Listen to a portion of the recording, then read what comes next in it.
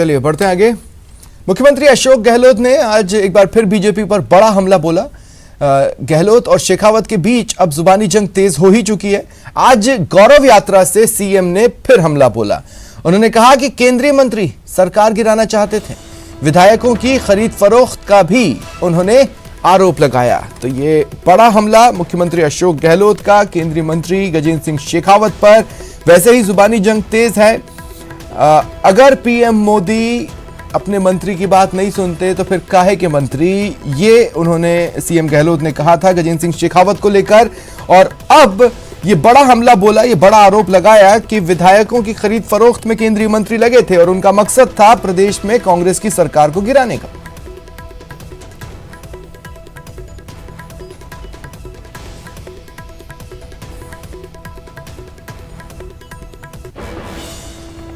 प्रधानमंत्री किसे कहते हैं देश का? प्रधानमंत्री, गृह मंत्री। जहां आपके थोड़ा पढ़े बैठे थे हो, वहां बैठे थे हो, क्या करते थे? कर रहे हो सरकारी गिराओ, वोटों के माध्यम नहीं, पैसों के माध्यम से खरीदो एमएलए को। राज्यसभा चुनाव हो, एमएलए को खरीद करके एक सीट जीतो राज्यसभा की। मध्य प्रदेश में सरकार चुनी हुई थी, आपने 22 एमएलए को खरीद करके 35 करोड़ के अंदर आपने सरकार गिरा दी। कहां का लोकतंत्र है? राजस्थान सरकार क्या आप देखिए, ये अमित शाह और ये गजेंद्र शेखावत जोधपुर वाला एमपी, इनको शर्म ही नहीं आई कि जोधपुर का एमएलए मैं हूं और मुझे मुख्यमंत्री बनने का एक मौका मिला हुआ है। मेरी सरकार गिराने के लिए अमित शाह, गजेंद्र शेखावत, धर्मेंद्र प्रधान, ये सब थे। और यूपी के बाद मरुधरा में भी बुलडोजर पर सियासी घमासान मचा है। आज फिर सीएम ने बीजेपी पर हमला बोला और कहा कि चुनाव जीतने पर बीजेपी घमंड में आ गई है, गरीबों पर बुलडोजर चला रही है। वहीं राठौड़ ने पलटवार करते हुए कहा कि सरकार हताश हो गई है। बुलडोजर चला रहे गरीबों को, आप बताइए, तो अधिकार है मुख्यमंत्री को, प्रधानमंत्री को अधिकार नहीं होता है बिना कानून के, बिना न्याय के, न्यायालय के आदेश से आप किसी के घर को उजाड़ दो शक के आधार पर। ये अभियुक्त हो गया है, तफ्तीश होती है, जांच होती है, चालान पेश होता है, उसके बाद फैसले होते हैं। अब देखिए क्या हो रहा है मध्य प्रदेश में, क्या हो रहा है। परसों आंखों में आंसू आ गए देख करके, महिलाएं रो रही थी, हमारा क्या कसूर है, बेटे का नाम आ गया, कहीं जा रहा था, वो निर्दोष है, हमारा घर उजाड़ दिया गया, बच्चे का नहीं। ऐसा सारी ज्यादा देश में रामकृपाल मीणा के उस भवन को जमींदोराज करने का काम रीट के अंदर आपने किया, तब आपने कौन से कानून और प्रक्रिया की पालना की? कहने को कुछ और करने को कुछ। अच्छा रहे कि मुख्यमंत्री जी आप अपनी कानून व्यवस्था के बारे में बात करें। प्रतिदिन दर्जनों अबलाओं की लुटती इज्जत, 6 से 7 हत्याएं और चोरियों का 200 से ज़्यादा चोरियां, अगर इनको रोकने की आप बात करें तो अच्छा लगेगा। राजस्थान का अवाम अब असलियत से समझ चुका है। सिर्फ बयानबाजी करना, केंद्र सरकार को कोसना, संविधान खतरे में है ये बात रोज दोहराना, इससे अब काम चलने वाला नहीं। सिरोही में अज्ञात बीमारी से 7 बच्चों की मौत के बाद हड़कंप मचा है। हालांकि स्वरूपगंज के फुलाबाई खेड़ा गांव में अज्ञात बीमारी से 7 बच्चों की मौत के बाद चिकित्सा विभाग स्थिति कंट्रोल करने का दावा कर रहा है, लेकिन विभाग अभी भी इस घातक बीमारी के बारे में कुछ पता नहीं लगा पाया। बताया जा रहा है कि लिक्विड फूड भी बच्चों की मौत का कारण हो सकते हैं, लेकिन अभी तक इसकी पुष्टि नहीं हो पाई। गांव में 300 से ज्यादा लोगों के सैंपल लिए गए। फिलहाल 4 बच्चों में संक्रमण के लक्षण मिले हैं, उन्हें इलाज के लिए मेडिकल रिसर्च सेंटर में भर्ती कराया गया है, लेकिन 7 बच्चों की मौत के बाद गांव में दहशत है।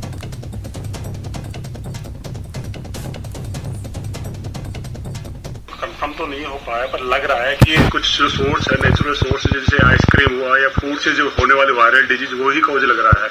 क्योंकि इसी गांव के अंदर मल्टीपल बच्चे आ रहे हैं, सभी बच्चे नहीं आ रहे, कुछ जगह कुछ सोर्स मिल रहे हैं हमें, तो इसमें वाटर से होने वाली वायरल डिजीज होती है, वो सोर्स हो सकता है। तो इसमें जो वाटर से मतलब पानी से बनने वाले जो पदार्थ होते हैं, वो कॉमन सोर्स हो सकते हैं वायरल डिजीज के। पिंडवाड़ा ब्लॉक में फुलाबाई का खेड़ा और वेराफली में जो डेथ्स हुई हैं, वो टोटल 7 डेथ्स हुई 9 तारीख से लेके और 13 तारीख के बीच में। जिनमें 2 बच्चों का पोस्टमार्टम किया गया, बाकी का पोस्टमार्टम नहीं हुआ था। सिरोही में अज्ञात बीमारी ने ऐसे पैर पसारे कि 7 मासूमों की मौत हो गई। जी हाँ, मैं बात कर रहा हूँ स्वरूपगंज के फूलाबाई खेड़ा गांव की, जहां पर अज्ञात बीमारी ने 7 मासूमों की जान पर बनाई है। वहां पर बताया जा रहा है चिकित्सा महकमा पूरी तरह अलर्ट है। जोधपुर व जयपुर से चिकित्सा टीम जो है वहां पर आ चुकी है। लगातार गांवों के 300 से भी ज़्यादा सैंपल ले चुके हैं और अभी तक परिस्थिति जो है पूरी कंट्रोल में है। चिकित्सा महकमा के दावे जो है कि जिस प्रकार जो अज्ञात बीमारी ने जो पैर पसारे हैं और जो 7 बच्चों को मौत हुई है, इसको लेकर प्रशासन पूरी अलर्ट मोड पर है और जयपुर से लगाकर सिरोही तक जो है पूरा चिकित्सा महकमा वहां पर मौजूद है और किसी न किसी रूप में जो अब किसी प्रकार की अनहोनी की घटना नहीं हो, इसको लेकर लगातार सैंपलिंग की जा रही है और चिकित्सा विभाग जो है सिरोही का जो लगातार। और ज्यादा जानकारी के लिए बात करेंगे सहयोगी प्रतीक से। प्रतीक, जो सैंपल्स लिए गए हैं उनकी रिपोर्ट कब तक आएगी? विभाग का क्या कहना है कि वो जो भी कुछ पता लगाना चाहते हैं उससे कितनी दूर है?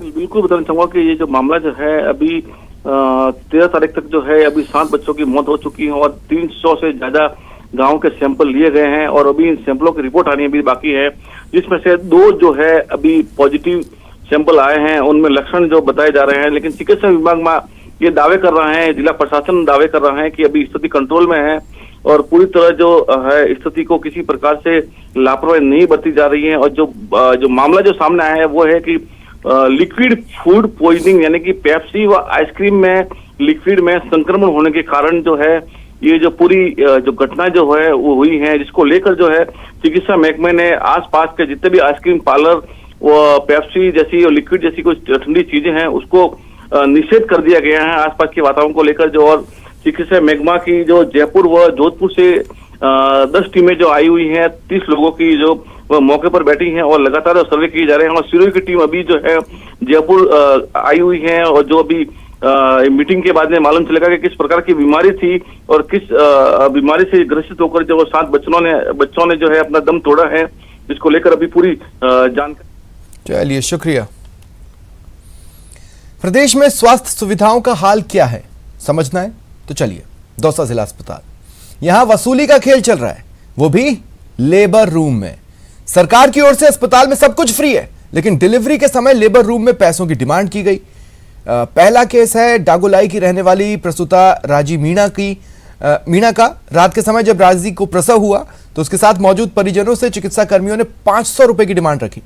जब प्रसूता की बहन के पास 500 रुपए नहीं मिले तो चिकित्सा कर्मियों ने जांघ पर कैंची मार दी, जिसके बाद प्रसूता की बहन ने 200 रुपए तो दे दिए, लेकिन फिर भी लेबर रूम का स्टाफ संतुष्ट नहीं हुआ।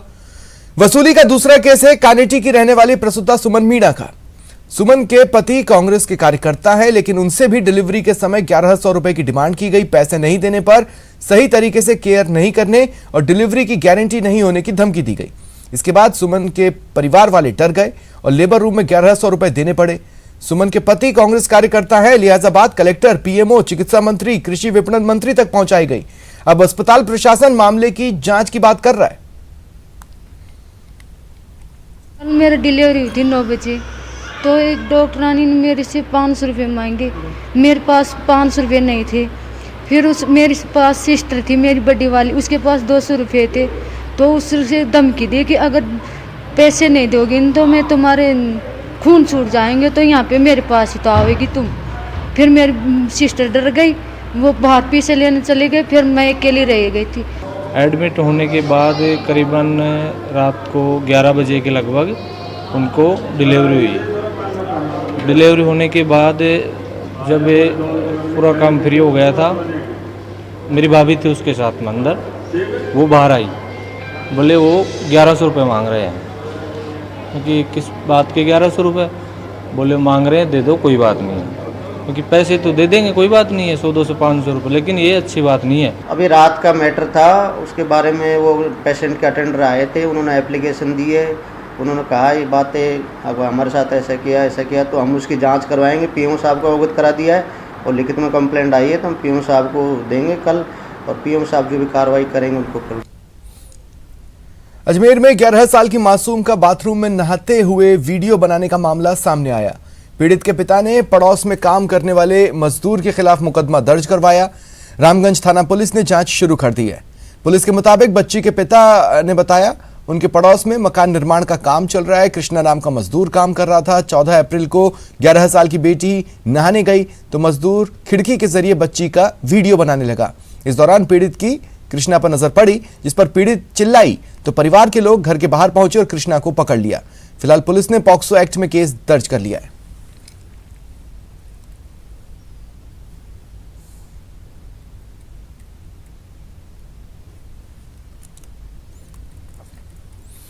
दौसा में इन दिनों एक वीडियो वायरल है। वीडियो में युवक माफी मांगता दिख रहा है, जिससे गांव के लोग माफी मंगवा रहे हैं। वीडियो में साफ दिख रहा है युवक को बुरी तरह पीटा गया, उसके कपड़े उतरवाए गए। वीडियो वायरल होने के बाद पुलिस हरकत में आई। जांच में पता चला ये वीडियो सिकंदरा के टोरडा गांव का है, जो 10 अप्रैल का है। बताया जा रहा है कि युवक अपनी प्रेमिका से मिलने गांव में गया था। इसी दौरान ग्रामीणों ने उसे पकड़ा और जमकर पीट दिया। कुछ देर युवक को पेड़ पर बांधे भी रखा। ग्रामीणों ने युवक से माफी मंगवाई और भविष्य में गांव में नहीं आने की चेतावनी दी। फिलहाल पुलिस ने 2 आरोपियों को गिरफ्तार किया है। और बोल मैं एक्सीडेंट नहीं हुआ हूँ, मैं महिला के चक्कर में आया, तुम्हारी पिटाई करी जाए। बोले महिला का चक्कर में पिटाई करी जाए, महिला के चक्कर में पिटाई की थी। और नाम कहाँ तारो? राकेश। मैं खाको रे बालो से गोड़ थार बाप को नाम कहाँ जाए? किलान साई सैनी। जानी कौन सी जाए? और बोल मैं एक्सीडेंट नहीं। जोधपुर शहर के प्रतापनगर इलाके में 2 नाबालिगों के बीच लड़ाई में एक युवक बुरी तरह घायल हो गया। गंभीर हालत में उसे अस्पताल में भर्ती कराया गया। लड़ाई घोड़े पर बैठने को लेकर हुई। 13 साल का लड़का अपने घोड़े पर सवार होकर घूम रहा था। एक और नाबालिग ने उसे रोका, घोड़े पर बैठने की जिद की। दोनों में कहासुनी हुई। नाराज होकर दूसरे नाबालिग ने चाकू से घोड़े पर सवार लड़के पर हमला कर दिया। वो लड़का बुरी तरह घायल हो गया। फिलहाल आईसीयू में उसका इलाज चल रहा है। आरोपी लड़के को बाल संरक्षण गृह भेज दिया गया है।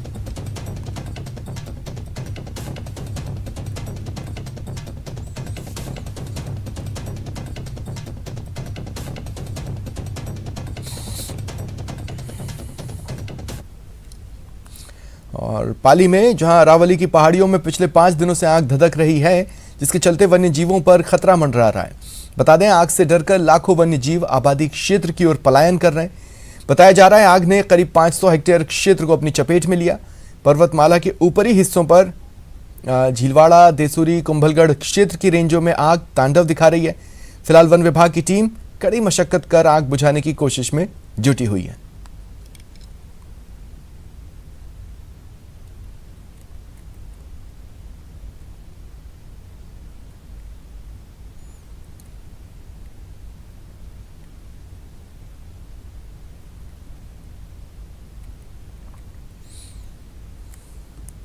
खबर बाड़मेर से। जिले के कपूरड़ी और जालिपा माइन से 12 साल में 5 करोड़ टन कोयला खनन के बाद सरकार ने खनन को अवैध मानते हुए खनन पर रोक लगा दी। कंपनी के अधिकारियों ने एक झटके में ही हजारों लोगों को घर बैठा दिया, जिसके चलते सैकड़ों की तादाद में लोग सड़कों पर उतरकर रोजगार के लिए प्रदर्शन कर रहे हैं। इन हालात में कंपनी के सामने कोयले का विकल्प ढूंढने की चुनौती है, वहीं लोगों के लिए रोजी रोटी का संकट। फिलहाल अधिकारी माइंस से मशीनरी और कार्मिकों को हटाने में जुटे हैं, जिसका विरोध चल रहा है।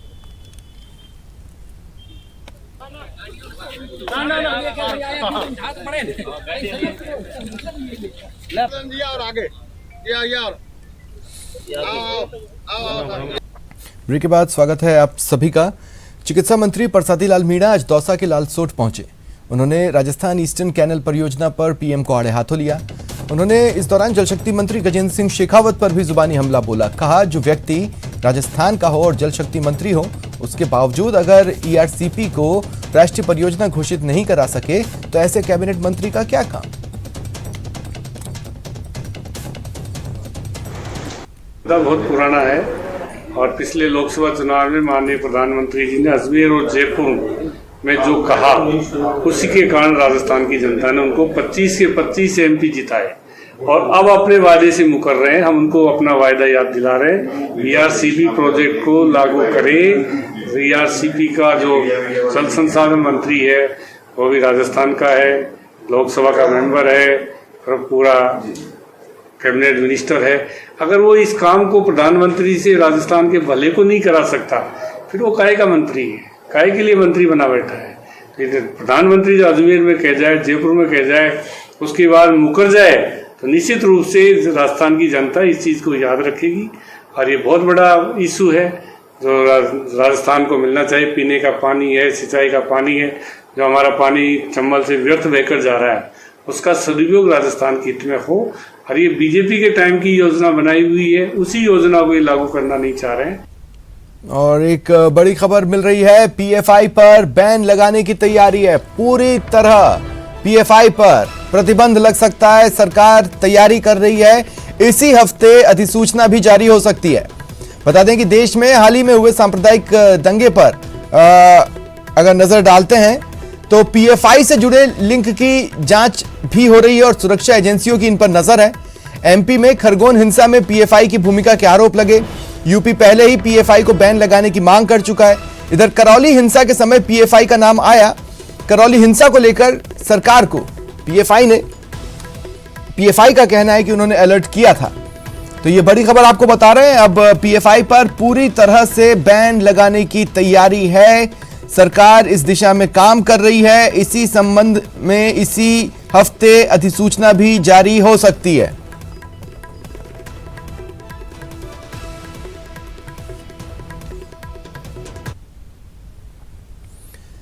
और बात करते हैं अजमेर की, जहां मध्य प्रदेश के पूर्व मुख्यमंत्री और राज्यसभा सांसद दिग्विजय सिंह आज निजी दौरे पर पहुंचे। उन्होंने गरीब नवाज की दरगाह में हाजिरी दी, अमन चैन खुशहाली की दुआ मांगी। सर्किट हाउस में पत्रकारों से बातचीत में दिग्विजय सिंह ने मोदी सरकार और बीजेपी पर हमले किए। उन्होंने केंद्र सरकार की नीतियों पर कटाक्ष करते हुए कहा, आज देश रिवर्स गियर में चल रहा है।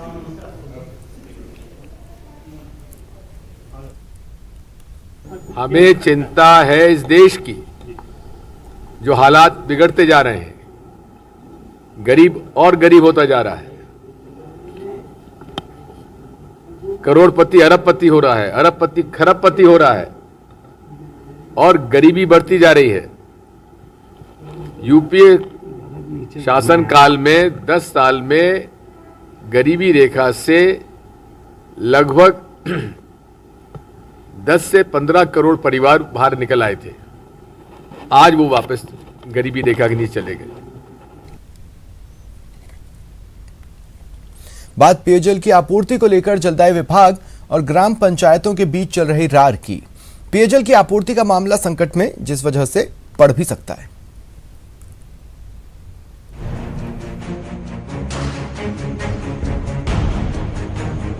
जल जीवन मिशन योजना की वजह से मरुधरा के लोगों को लगा था उसकी प्यास बुझाने का पुख्ता इंतजाम हो रहा है, लेकिन इस मिशन के संचालन को लेकर पेंच फंस गया है। दरअसल केंद्रीय जल शक्ति मंत्रालय के निर्देशों के मुताबिक राज्य सरकार ने जल जीवन मिशन योजना के संचालन की जिम्मेदारी ग्राम पंचायतों को सौंपने की घोषणा कर दी है, लेकिन ग्राम पंचायतों का कहना है कि योजना का संचालन जलदाय विभाग को ही करना चाहिए, क्योंकि उन्हें अगर इस योजना के संचालन की जिम्मेदारी दी गई तो फिर इसकी गुणवत्ता को लेकर उनसे ही सवाल पूछे जाएंगे।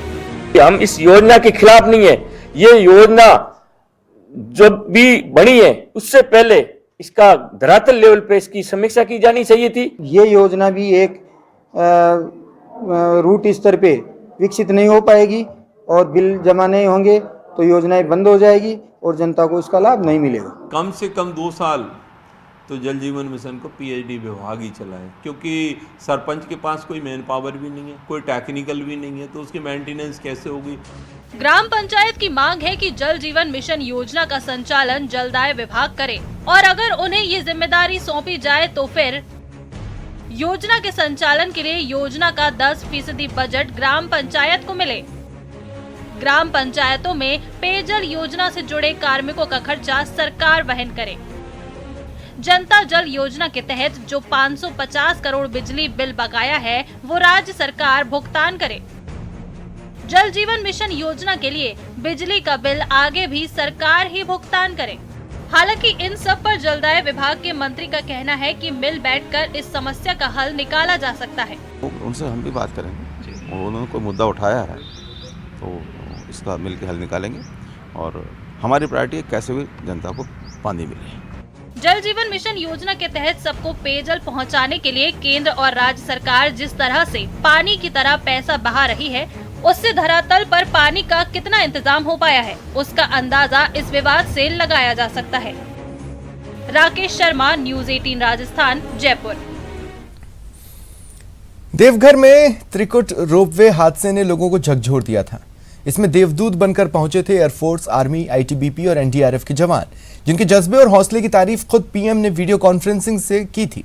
देवघर के त्रिकुट रोपवे हादसे के बाद आईटीबीपी के सिपाही विक्रमजीत सिंह ने गाना गाया। आप भी सुनिए जवानों की बहादुरी को सलाम करता ये गीत।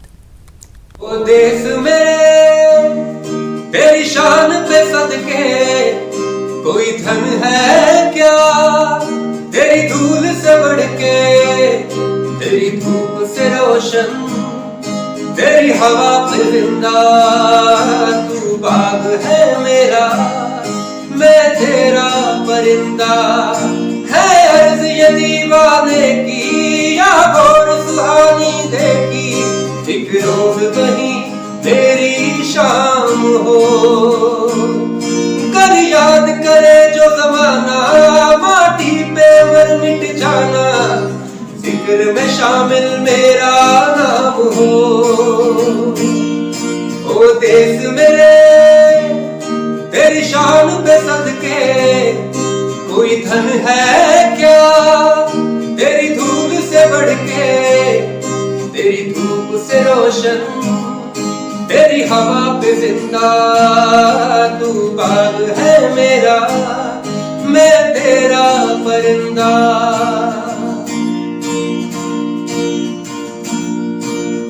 आंचल तेरा रहे मां, रंग बिरंगा,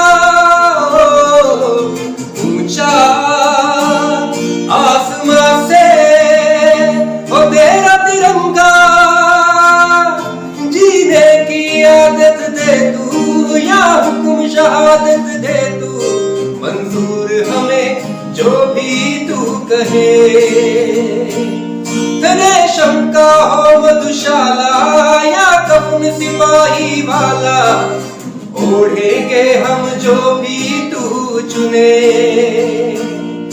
ओ देश मेरे तेरी शान पे सदके कोई धन है क्या, तेरी धूल से बढ़ के, तेरी धूप से रोशन, तेरी हवा पे जिंदा, तू बाग है मेरा, मैं तेरा परिंदा।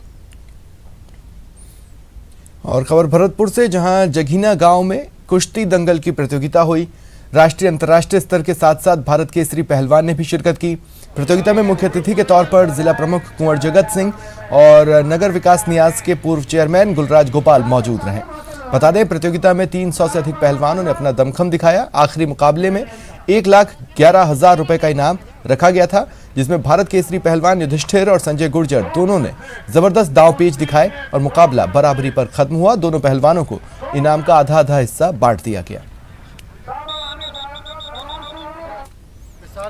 ग्राम पंचायत जगीना में आयोजित हुआ था, जिसमें हमने गब्बे से लेके 1,11,000 तक की कुश्ती कराई है, जिसमें कई भारत केसरी पहलवान आए थे, कई भारत कुमार आए थे, कई अंतर्राष्ट्रीय पहलवान आए थे और जिन्हों की सभी की कुश्ती कराई है। और सभी दंगल में कोई पहलवान ऐसा नहीं है जो हमने बिना लड़े जाने दिया हो।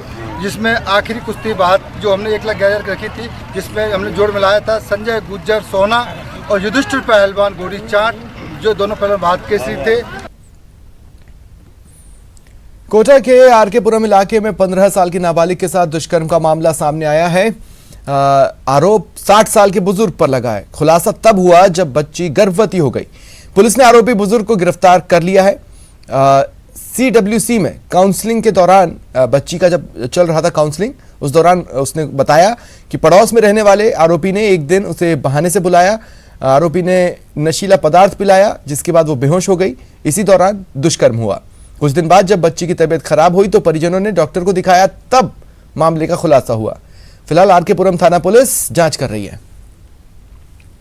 एक बालिका आरकेपुरम थाना द्वारा मेरे समक्ष पेश की गई। बालिका से जब काउंसलिंग की गई तो काउंसलिंग के दौरान बालिका ने बताया है कि कुछ समय पूर्व एक बुजुर्ग व्यक्ति उसके पड़ोस में रहने वाला व्यक्ति है, जिसके बीवी बेटे बहू सभी हैं, भरा पूरा परिवार है। उस व्यक्ति ने उसे किसी बहाने से अपने घर पर बुलाया और उसे पानी में कुछ नशीला पदार्थ पिला करके उसे बेहोश कर दिया गया और बेहोशी की हालत में उसके साथ। राजसमंद के केलवा थाना क्षेत्र में एक महिला के साथ बेरहमी से मारपीट और सरेआम अपमानित करने का मामला सामने आया। पीड़ित पक्ष की शिकायत के बाद भी केलवा थाना पुलिस कोई कार्रवाई नहीं कर रही। आलम यह है कि 2 दिन बाद भी पुलिस न तो मौके पर पहुंची, न ही घायल महिला की कोई सुध ली। पीड़ित ने भगवंत सिंह और उसकी पत्नी अणछी कंवर और उनके परिवार की महिलाओं पर मारपीट का आरोप लगाया है। रास्ते में ही पीड़ित को लाठी डंडों और पत्थरों से पीटा गया। पीड़ित को लगातार जान से मारने की धमकी दी जा रही है, लेकिन पुलिस है कि कोई कार्रवाई नहीं कर रही।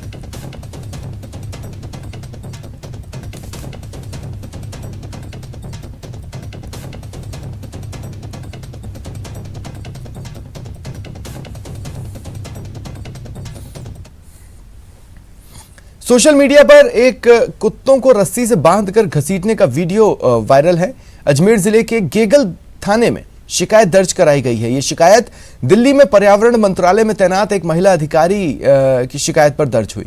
महिला अधिकारी ने पशु क्रूरता अधिनियम के तहत ऑनलाइन ये एफआईआर दर्ज कराई। पुलिस की शुरुआती जांच में पता चला एक्टिवा सवार कुछ युवक इस कुत्ते को स्कूटी में बांधकर गांव से बाहर फेंकने ले जा रहे थे। बताया जा रहा है इस कुत्ते ने गांव में आतंक मचा रखा था और कई लोगों को काट भी चुका है।